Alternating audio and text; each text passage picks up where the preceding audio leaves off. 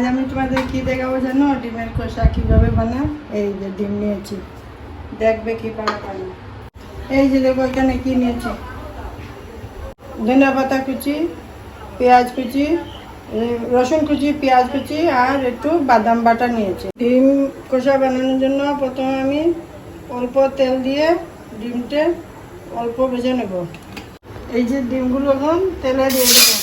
এই যে দেখো কীভাবে দিয়ে দিয়েছি।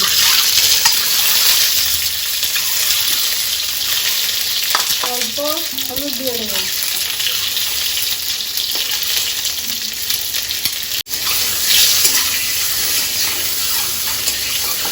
এই যে দেখো ডিম ভাজা হয়ে গেছে, নামিয়ে নেব।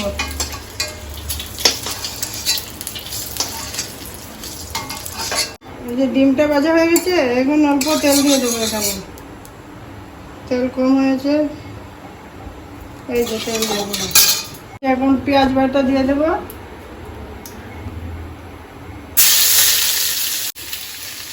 পেঁয়াজ বাটা দিয়ে দিয়েছি, এখন রসুন কুচি দিয়ে দেবো। তারপর পেঁয়াজ কুচি অল্প দিয়ে দেবো। বাদাম বাটা অল্প দিয়ে দেবো। পুরোটাই তো দিয়ে দেবো। ওই এই যে অল্পই নিয়েছি অল্প। এই যে এখন নুন দিয়ে দেবো। এই যে অল্প ভাজা হয়ে গেছে, দেখো পেঁয়াজগুলো লাল লাল হয়ে আসছে। এখন মরিচগুলো দিয়ে দেবো। এই যে দেখো মরিচগুলো অল্প করে দেবো, যে যেরকম খায় সেরকম দেবে।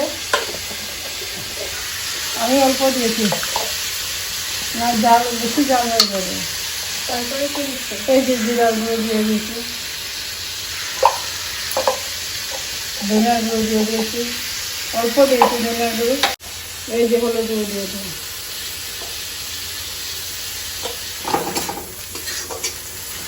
জল ঢালতে হবে না? না অল্প দেবো, করে দেবো, একটু কষিয়ে নিই। এই যে অল্প কাশ্মীরি গুঁড়া দিয়ে দেবো। দিলে কী হবে জানো, একটু লাল লাল হবে, দেখতে ভালো লাগবে। অল্প দিয়েছি, বেশি।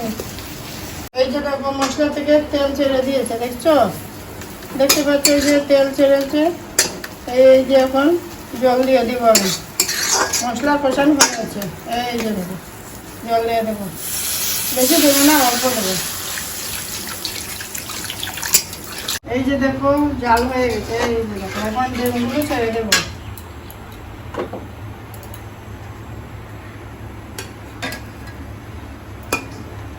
ছেড়ে দিয়েছি, এখন গরম মশলা দিয়ে দেবো।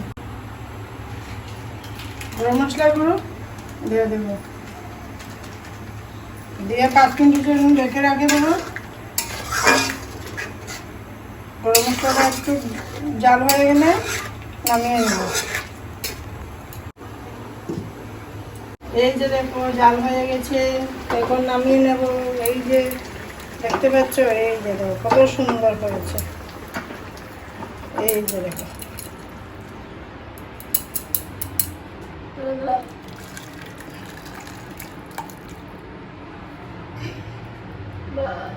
এই যে ধনিয়া পাতা কুচি করেছিলাম না, সেগুলো এখন দিয়ে দেবো। এই যে দেখো উপরে উপরে দিয়ে দেবো। দেখো কত সুন্দর লাগছে দেখতে। এই যে ডিম কষা হয়ে গেছে, দেখতে পাচ্ছ কি সুন্দর লাগছে। তোমরা বানাবে আর আমাকে কমেন্ট করে জানাবে কীভাবে হয়। বাই।